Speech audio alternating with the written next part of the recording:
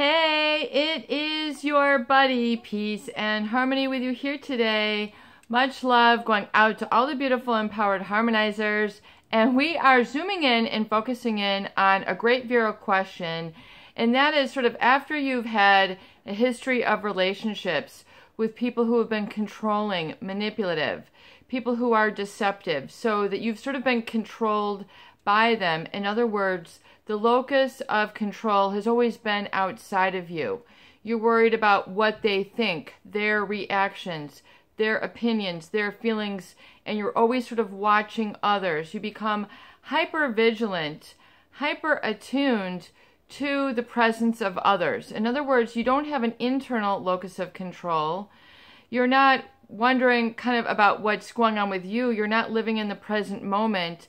Instead, your internal environment, your internal and emotional content, your emotional reserve is leached and basically strung out on the concerns, the feelings, the reactions of others. In other words, you begin living your life to adapt and adjust to others versus internally driven. This can become extremely exhausting and cause a lot of paranoia.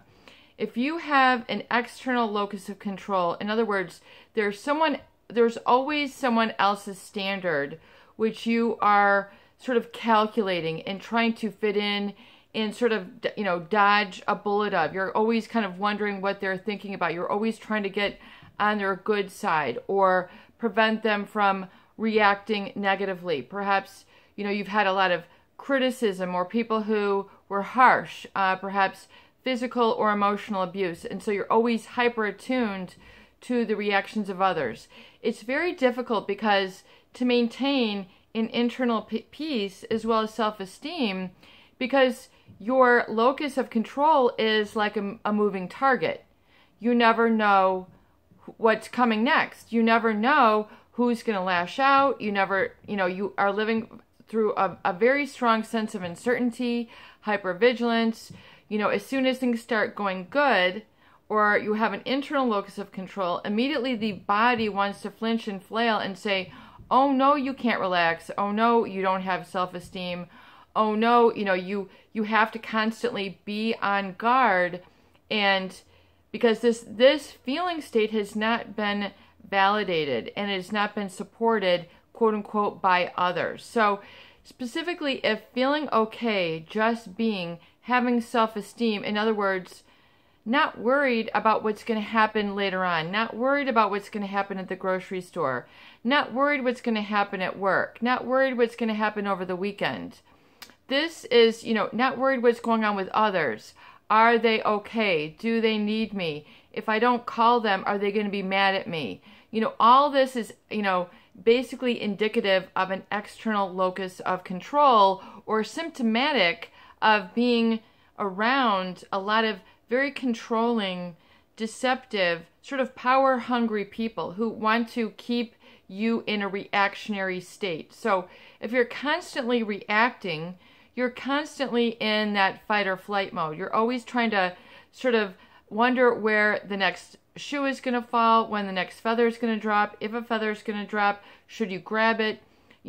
There's this uncertainty. And so it's like you're trying to focus on, rules that, are constantly changing. You're always waiting for others to dictate the rules. You're always waiting for others to tell you what's up. You're always waiting for others to tell you if it's okay to eat, sleep, drink, or be merry. You're always waiting for others' approval. Your locus of control, what Freud might call your super ego or even your ego, is then housed outside of, in others. And so it's very difficult to play the game of life or win the game of life or have self-esteem when the rules are always changing. It's always going to be a moving target if you have an external locus of control. Meaning, if you're always trying to be reactive, not only does that fatigue the adrenals, it sort of breaks down your own alliance and congruency and alignment to your own chakras and your own value system. and what you truly feel, what you truly want, who you truly are. You don't have the freedom to be able to explore what you want to explore. Well, because you might not be there for somebody, or you might upset somebody. So you're always sort of waiting. The statement is, for the other shoe to drop. In other words, like an old pair of shoes that doesn't, fit, or like you're wearing flip-flops and they break on you, you're always waiting for something to break on you. You're always waiting for somebody to, come, and second guess you. So that causes you to internalize this second guessing nature, this sort of paranoia at sort of kind of the everyday things of life. Like, do I look okay? Is my stomach okay?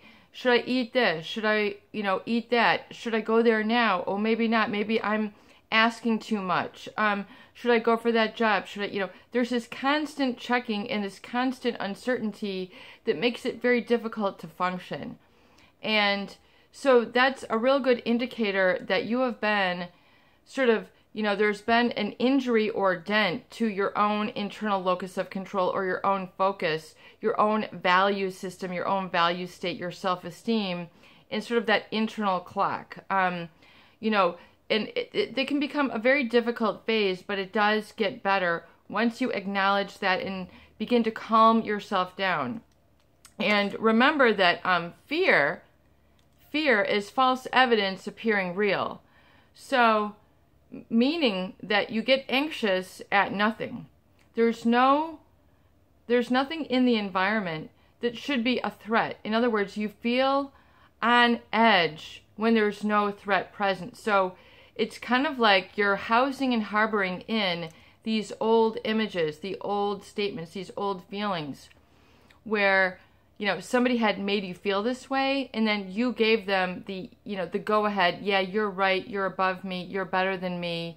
You are, you're the one who I have to basically pivot myself around. And so if they're constantly changing, you don't know, you're always waiting on their reaction. So, especially if you're sort of, trying to break out and do your own thing, like just live your own life, your own free time, it becomes very difficult to do that. You don't have that self-reliance. You don't have that autonomy. You don't have that confidence within, which is self-esteem. Self-esteem is being able to value yourself and know that you are the most important person in the picture. You are the most important person in the picture. And when you receive this message and then process it on a healthy basis, it doesn't mean that, you're the most important person and everybody else doesn't matter. It's saying you're the most important person in terms of responsibility for your own perception, and being able to take responsibility, the ability to respond and take ownership of that. In other words, to be able to put your foot down and say, nope, I'm not letting this situation get the best of me. Nope, this is not important to me. This is what's important to me. This is what my strength is.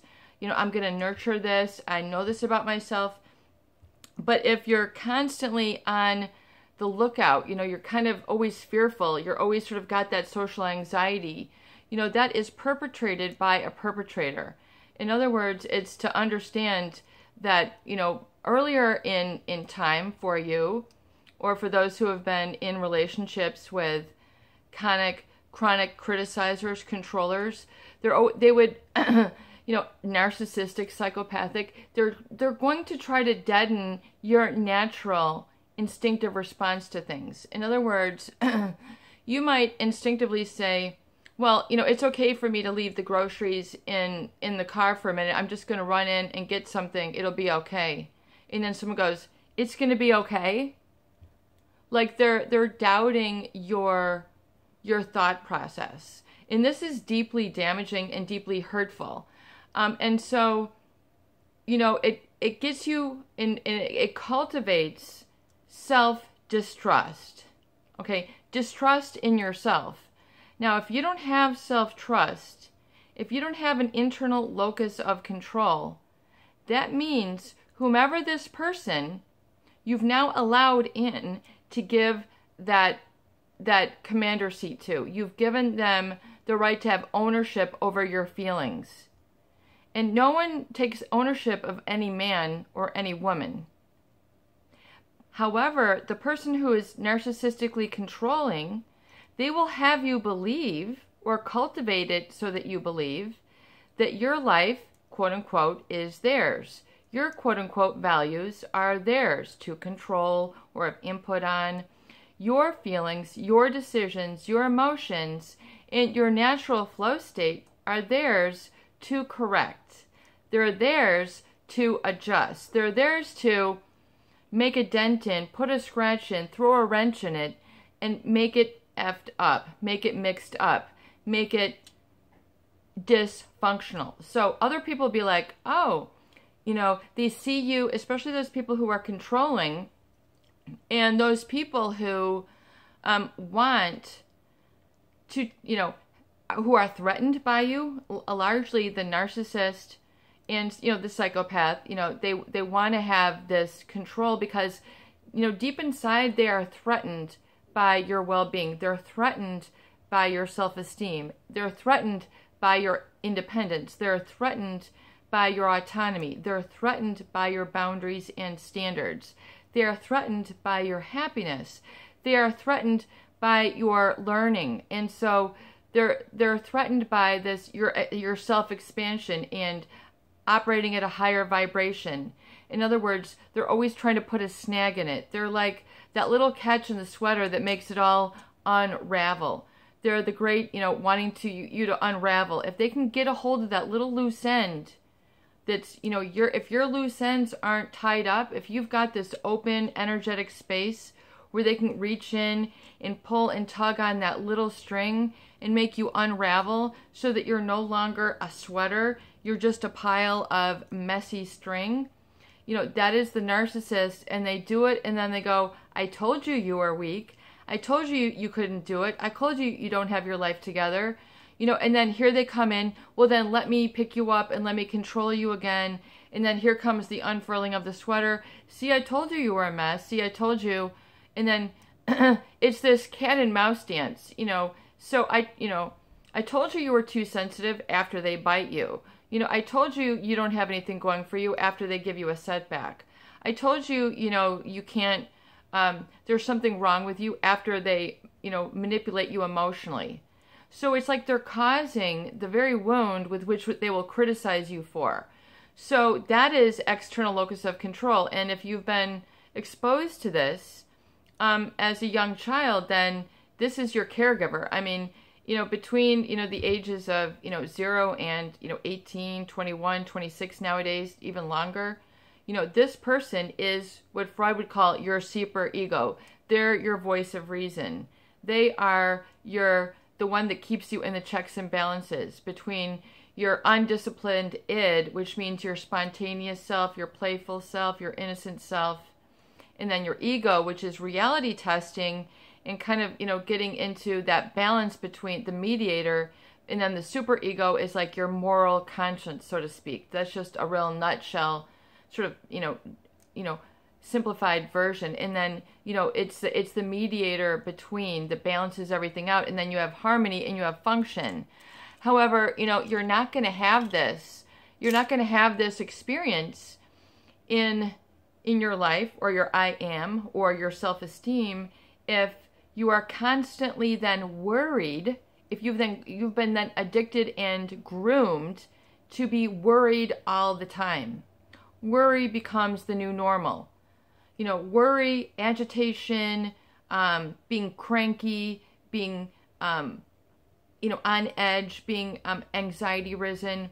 You know, that is the state where they have you reactive, and then they're basically in charge of your behavior. See, that gives them this big boost. This gives them this big feel good about themselves. For controllers and manipulators, those people who want to have power, they're more than happy to take power away from other people.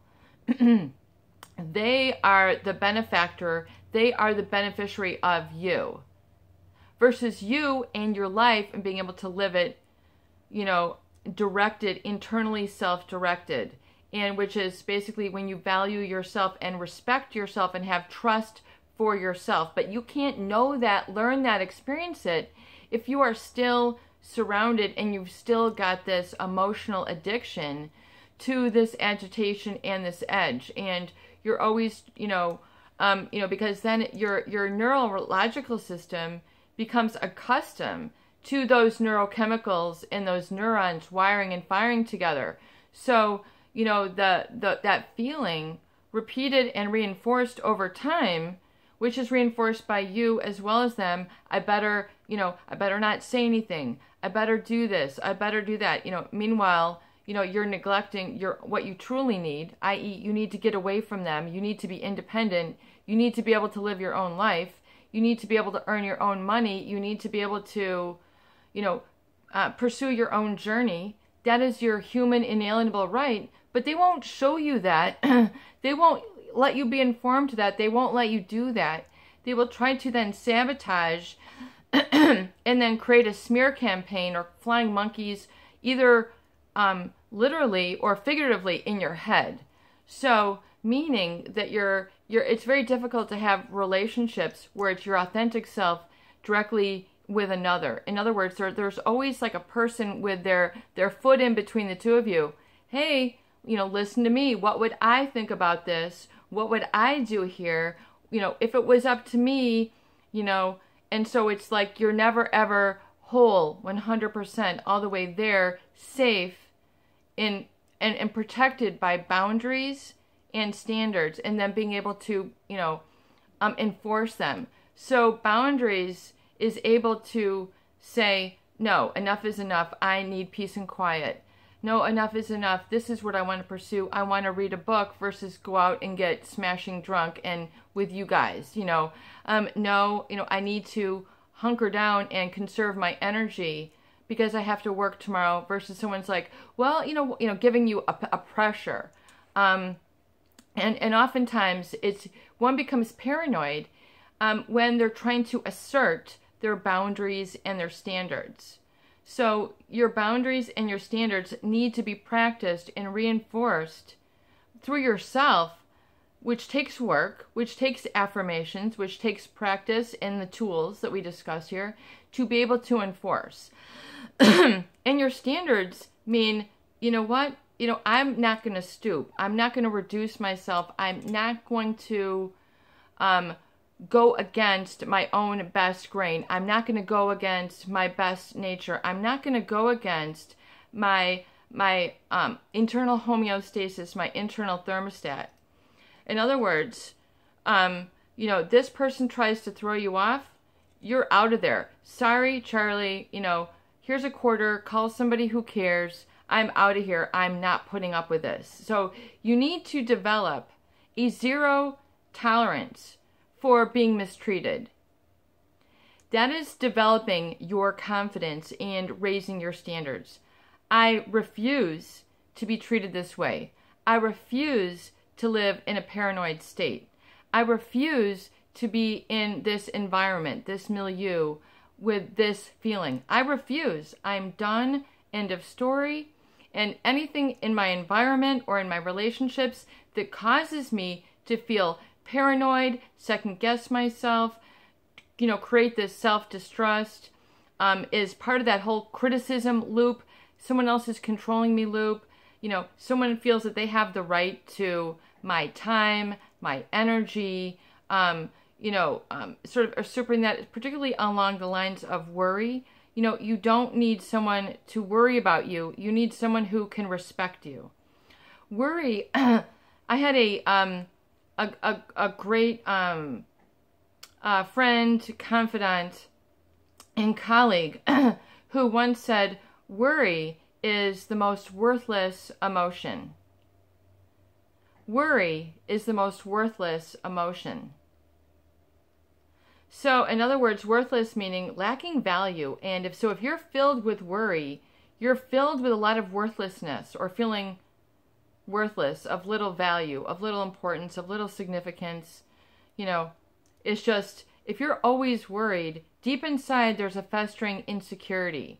Okay? And people who are controlling and have that insecurity underneath, despite all their veneer of their facade and everything, they're largely very insecure, and so they'll try to kind of hoard people, like, you know, as if because they're very needy. In other words, they're not very comfortable leading their own lives or being a leader and kind of being that pioneer or that maverick. In other words, especially when it comes to not, you know, they need others to prop them up. You know, they're very needy. They're you know, the narcissists are extremely needy people. I mean, you know, if you put them, you know, on a mountaintop, you know, to go take a vacation, you know, they probably would try to manipulate and cajole and persuade others, you know.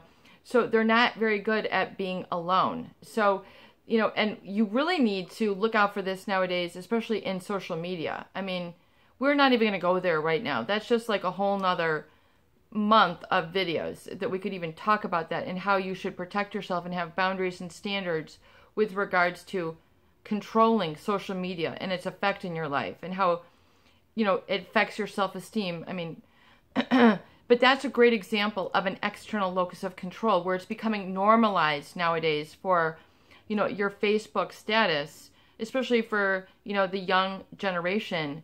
You know, it's their profile, you know, their pics, and everybody is just doing this, you know, like, and then, you know, you're judged by, you know, what did you do this weekend? Did you post this picture?